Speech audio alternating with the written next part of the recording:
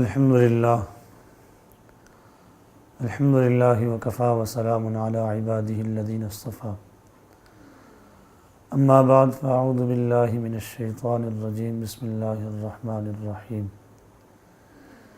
یا ایہا النبی قل لازواجک وبناتک ونساء المؤمنین یدنین علیہن من جلابیبہن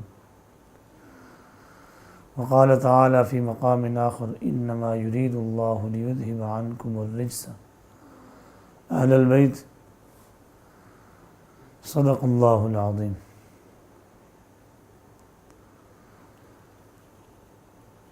محترم مکرم حضرات سامعین و ناظرین، کائنات کے اندر اللہ جل جلالہ عم نوالہ نے انسانوں کے اندر جو مراتب قائم کیے ہیں وہ مذہب کی بنیاد پہ، اسلام کی بنیاد پہ، دین کی بنیاد پہ۔ جیسا کہ انبیاء علیہ الصلاۃ کو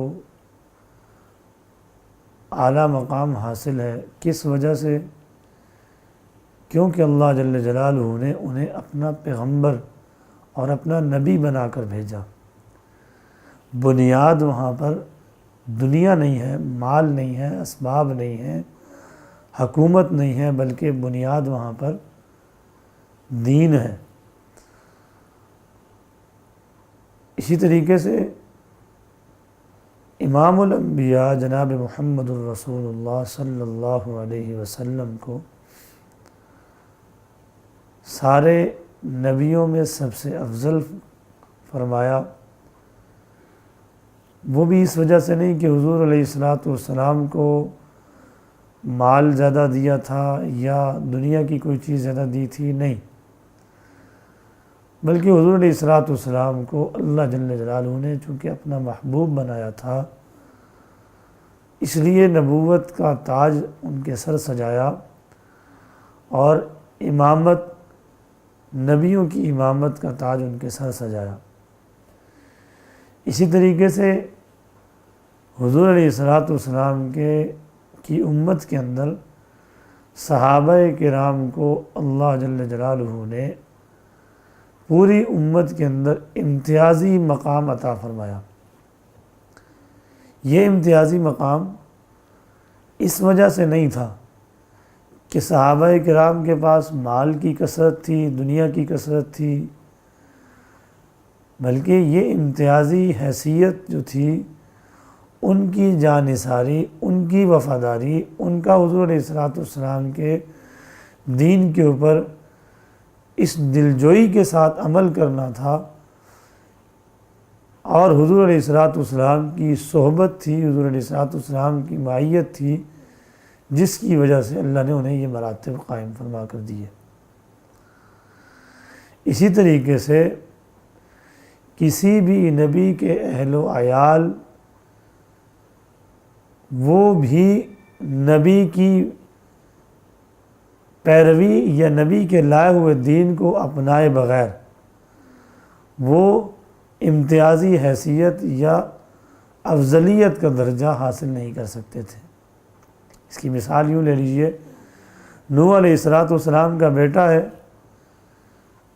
اور وہ اللہ سے دعا فرماتے ہیں کہ اللہ میرے بیٹے کو بچا لیجئے، تو اللہ نے فرمایا لیس من اہلک، یہ آپ کے حال میں سے نہیں ہے۔ اسی طریقے سے ابراہیم علیہ السلام نے اپنے والد کے متعلق دعا کی، اللہ نے فرمایا یہ آپ کے اہل میں سے نہیں ہے۔ تو نبی کے اہل بیت وہ اہل بیت شمار ہوتے ہیں جو نبی کی بات کو تسلیم کر لیں، جو نبی کے اوپر ایمان لے آئیں، وہ نبی کے اہل بیت میں سے شامل ہیں۔ اب اہل بیت کا اطلاق کس پر ہوتا ہے؟ اہل بیت کسے کہا جاتا ہے؟ تو یاد رکھیے، جیسے ہم اردو میں کسی سے پوچھتے ہیں کیا حال ہے آپ کے اہل خانہ کا، تو اہل خانہ سے مراد سب سے پہلے انسان کی بیوی ہوتی ہے۔ یہ پوچھنے کے اندر کوئی بھی یہ نہیں سمجھتا کہ اس نے میرے نواسوں کا یا اس نے میرے پوتوں کا پوچھا ہے۔ ہم پنجابی میں پوچھتے ہیں کی حال ہے تیرے گھر والے دا، یا فارسی میں کوئی پوچھتا ہے کہ آپ کے گھر والوں کا کیا حال ہے، تو گھر والوں سے مراد وہ انسان کی بیوی ہوتی ہے۔ سب سے پہلے اہل بیت کے اندر جو داخل ہوتے ہیں، اہل بیت کے اندر سب سے پہلے جو داخل ہوتے ہیں وہ انسان کی بیوی ہوتی ہے، اور باقی اس کے تابع ہوتے ہیں۔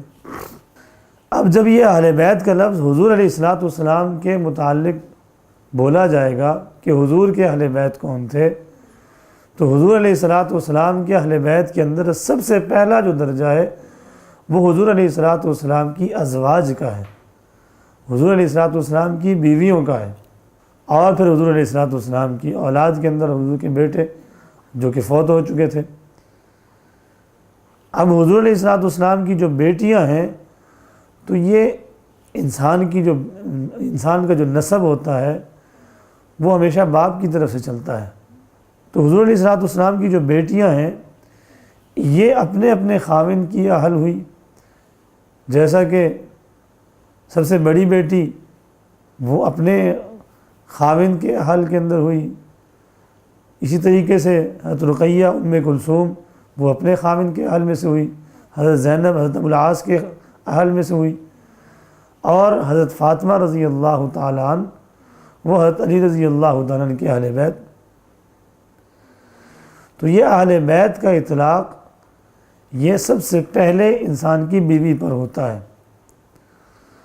اور یہاں یہ بھی آپ کو بتا دوں کہ حضور علیہ الصلوۃ والسلام کے نواسے اور نواسیاں یہ کتنے تھے؟ جب اہل بیت کا لفظ بولا جاتا ہے تو ہمارے ذہنوں کے اندر یہ ڈال دیا گیا ہے کہ اہل بیت صرف اور صرف حضرت فاطمہ رضی اللہ تعالی عنہ اور حضرت علی رضی اللہ تعالی عنہ اور حضرت حسن اور حسین، بس یہ اہل بیت ہیں۔ حالانکہ اہل بیت یہ نہیں ہے۔ اہل بیت کا اصل اور حقیقی جو لفظ جس پر اس کا اطلاق ہوتا ہے وہ انسان کی بیوی ہوتی ہے۔ مجازی طور پہ حضور علیہ الصلوۃ والسلام کی بیٹیاں انہیں بھی اہل بیت کے اندر شامل کیا گیا، جیسا کہ حضور علیہ الصلوۃ والسلام کی وہ ایک حدیث مبارکہ ہے کہ حضور علیہ الصلوۃ والسلام حضرت فاطمہ رضی اللہ تعالیٰ عنہ کے گھر تشریف لے گئے اور میں اللہم ہؤلاء اہل بیتی، اللہ کریم یہ میرے اہل بیت ہیں۔ اب اس چادر کے اندر ڈھانپ کے اہل بیت کے اندر شامل کرنے کا مقصد ہی یہی تھا کہ میرے اہل بیت جو بیویاں ہیں وہ تو اہل بیت کے اندر ہیں ہی ہیں۔ اور اس موقع پہ حضور علیہ الصلوۃ والسلام کی ازواج میں سے ایک زوجہ نے عرض کی، اللہ کے رسول میں بھی چادر میں آ جاؤں؟ میں آپ تو ہیں ہی نیکی پر، آپ تو ہیں ہی حال میں۔ مراد کیا تھی کہ اہل بیت کے اندر ازواج تو داخل ہی داخل ہیں، تو انہیں داخل کرنے کا مقصد یہ تھا کہ اللہ یہ بھی میرے اہل بیت میں سے، انہیں بھی اہل بیت میں شامل کر لیجیے۔ تو حضور علیہ الصلوۃ والسلام کی جو بیٹیاں تھیں یہ مجازی طور پہ اہل بیت میں شامل سمجھی جائیں گی، حقیقی طور پہ اہل بیت کا اطلاق وہ انسان کی بیوی پر ہوتا ہے اور انسان کی اولاد کے اوپر ہوتا ہے۔ کبھی بھی ایسا نہیں ہوتا ہے کہ آپ سے کوئی پوچھے آپ کے گھر والوں کا کیا حال ہے، تو اس سے مراد، گھر والوں سے مراد آپ اپنے نواسوں کا مراد لیں یا آپ اپنے پوتوں کا مراد لیں کہ بھئی یہ میرے نواسوں کے متعلق، یہ میری نواسیوں کے متعلق، یہ میرے پوتوں کے متعلق پوچھ رہا ہے۔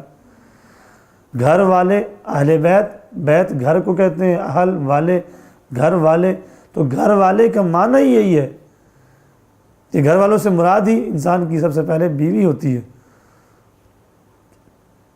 تو اہل بیت کے اندر سب سے پہلے جو داخل ہیں وہ حضور علیہ الصلوۃ والسلام کی ازواج ہیں، حضور علیہ الصلوۃ والسلام کی 11 بیویاں ہیں،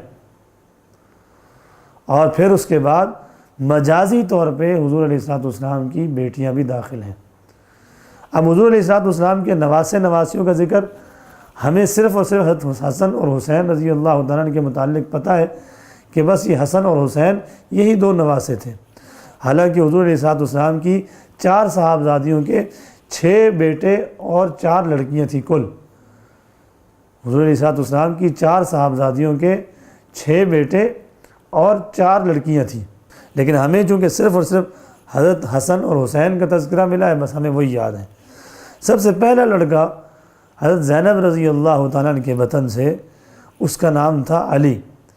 یہ علی بن ابی العاص علی بن ابو العاص یہ وہی صحابی ہیں کہ جس وقت حضور علیہ الصلوۃ والسلام مکہ کے اندر داخل ہو رہے ہیں اور جو بیت اللہ کے اندر بت رکھے ہوئے تھے ان بتوں کو تلوار سے جس نے توڑا، تو حضور علیہ الصلوۃ والسلام، بخاری کی روایت ہے کہ حضور علیہ الصلوۃ والسلام کی سواری کے پیچھے ایک ردیف تھا، ایک بچہ سوار تھا، تو حضور علیہ الصلوۃ والسلام کی اس سواری کے پیچھے جو بچہ تھا وہ کون تھا؟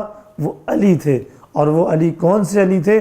وہ علی المرتضیٰ نہیں تھے بلکہ علی بن ابو العاص تھے، علی بن ابو العاص تھے۔ اسی طریقے سے دیگر مواقع پہ حضور علیہ الصلوۃ والسلام کے ساتھ کچھ واقعات ایسے ہیں کہ جہاں پہ علی کا نام آتا ہے تو وہاں پہ علی سے مراد علی رضی اللہ تعالیٰ عنہ، حضرت علی المرتضیٰ نہیں بلکہ حضرت علی بن ابو العاص یہ مراد ہے۔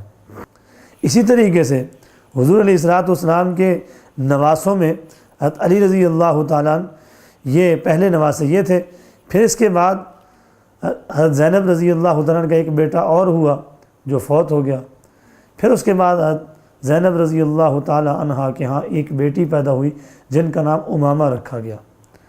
یہ امامہ وہی ہیں کہ جن کا نکاح بعد میں جا کر حضرت علی رضی اللہ تعالیٰ عنہ سے ہوا تھا۔ حضرت علی رضی اللہ تعالیٰ عنہ کی زوجہ فاطمہ رضی اللہ تعالیٰ عنہ کا وقت جب قریب آیا تو حضرت علی رضی اللہ تعالیٰ عنہ آنکھوں سے آنسو جاری ہیں۔ فاطمہ نے پوچھا کہ میرے سرکار، میرے سرداج، میرے خامد، آپ کیوں رو رہے ہیں؟ آپ کیوں غمگین ہیں؟ تو حضرت علی رضی اللہ تعالیٰ نے فرمایا کہ آپ جیسی خدمت میری اور کون کرے گا؟ تو حضرت فاطمہ رضی اللہ تعالیٰ عنہا نے فرمایا کہ اگر آپ چاہتے ہیں کہ آپ کی خدمت میرے جیسی خدمت کوئی کرے تو آپ میری بڑی بہن کی بیٹی حضرت امامہ رضی اللہ تعالیٰ عنہا ان کے ساتھ شادی کر لیجئے، وہ آپ کی اسی طرح خدمت کریں گی جیسے میں نے آپ کی خدمت کی ہے۔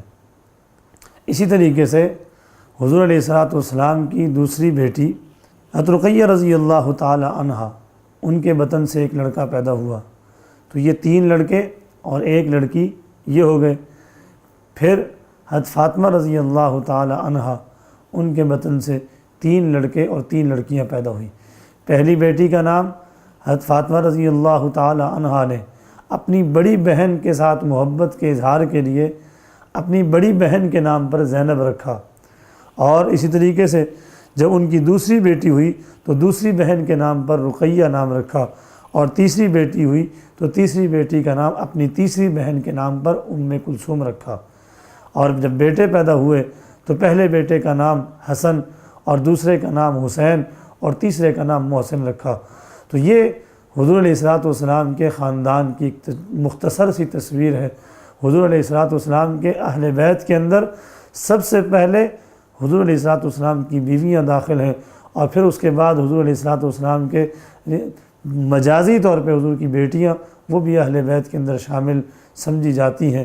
تو اہل بیت کے متعلق فضیلت کیا ہے؟ اور یہاں ایک اور بات عرض کر دوں، اگر کوئی یہ کہے کہ حضور علیہ الصلوۃ والسلام کی ایک بیٹی تھی، تو حضور علیہ الصلوۃ والسلام کی ایک بیٹی نہیں تھی۔